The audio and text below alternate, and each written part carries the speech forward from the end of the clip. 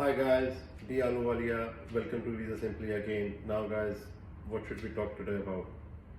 Valentine's Day was yesterday guys, so the best topic would be the partner visas. Alright, let's talk about partner visas guys. So now, alright,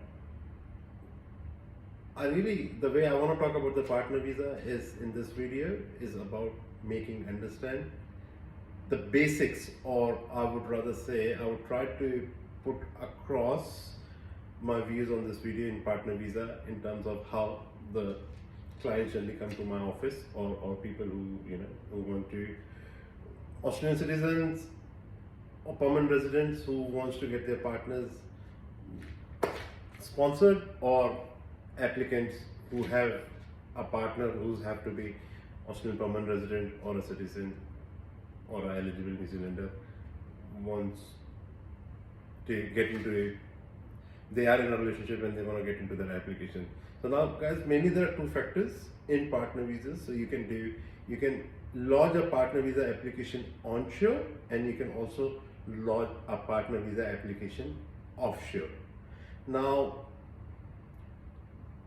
generally speaking, if a client comes to me and if they ask me, again depending upon the applicant. So when I use the term applicant, so applicant in a partner visa application is a person who's not Australian and who is applying for the visa application and who has a partner who's considered or who's called as a sponsor. He's Australian citizen, permanent resident, or an eligible New Zealander.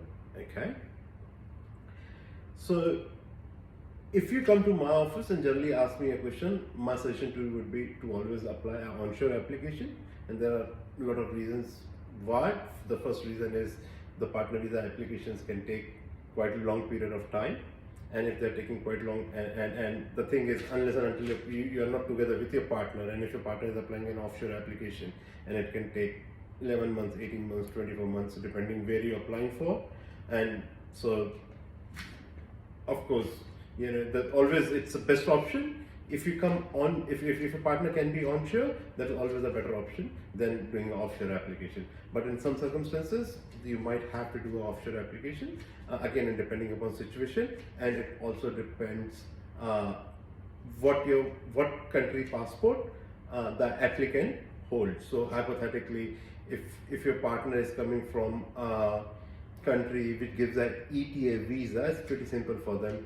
They just go online, apply for a ETA, fly here on a tourist visa, and then of course once they are here, and then you can apply for a partner visa. Now, to apply for a partner visa, there's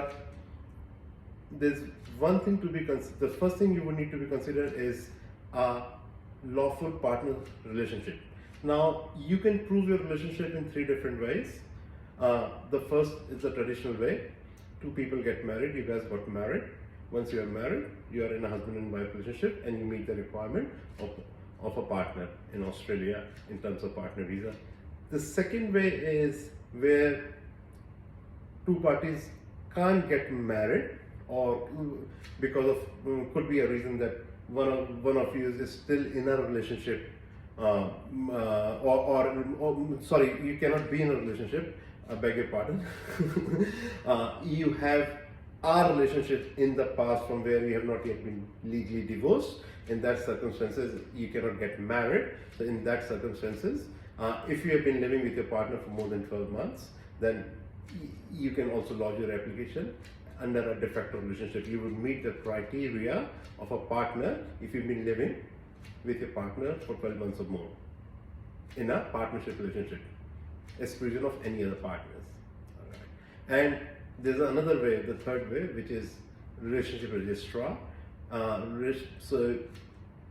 It is managed. It's a state law. The marriage is also a state law. That's why if you need to register a marriage, we need to go to birth, death, marriage registrar here in Australia. So every state has their own law, but generally speaking, other than Western Australia, generally speaking, you can get your relationship registered with birth date marriage registrar, and once the relationship is registered, you also meet the criteria. It is for those people who are not lived together for more than 12 months, they have just started a relationship and they want to go into a partner and they want to apply for a partner visa, and once your relationship is registered, you will meet this criteria as well. Alright, so again, so these are the factors. The first factor is, yes, you need to firstly meet a requirement of a partner. Once you meet a requirement of a partner, then of course you need to look into the factors. Now if you're applying an offshore application and for any reasons your partner can't come to Australia, or they cannot get a visa to Australia, or you have just decided to do an offshore application. Now the offshore application you can do in two different ways. The first way is, of course, either if you can get a relationship registered, either you've been living offshore for more than 12 months with your partner, or other way is you can also apply for a prospective marriage visa.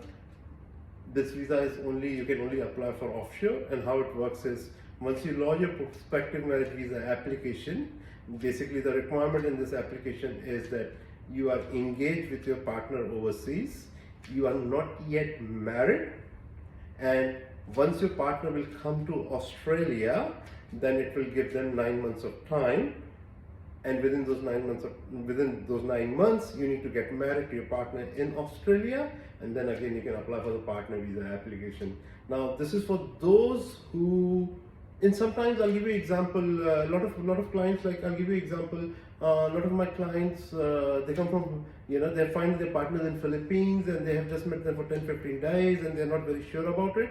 So this could be very good for them, where their partner comes here, or where you are not very sure to getting into a marriage relationship yet, or it also gives you more time. So basically gives you 9 months of time just to think and make a decision whether you want to go ahead and apply for a partner visa application or not, or basically it gives time for both the partners to know and understand each other. And of course within this night, once you have applied for it, and then you can further you can continue the application here in Australia. So that's offshore. Now when you're applying for onshore, then again, depending upon what visa currently you are on, once you are off that visa, and once, for example, if you are on a tourist visa here for a period of 3 months, generally speaking, and you do not have a condition 8503 no further stay on your application, you would be able to apply for the partner visa application within those period of 3 months. And once you have lodged your application, you would also be eligible for Medicare, and you would also be able to get the work rights once your tourist visa application will run out and your bridging visa will come in effect. Alright guys, so again, this is one thing I tell to my clients, like partner visa application guys, the most important thing is, as long as you can be together and manage your relationship, visa part can be done. That's, I guess, in today's world, managing and maintaining relationships, and of course it comes with a lot of complexities, because one person is migrating from overseas, and it could be different cultures, and it could be different way of life, and a lot of other factors as well. So yes, good luck with your relationship, and if you need guidance, help in terms of relationship, if you want to make, if you want to discuss in regards to partner visa applications, what should be the right way, and depending upon situation of your partner, if it's something complex, love to talk to you. Take care. Bye for now. Good luck and have a wonderful family.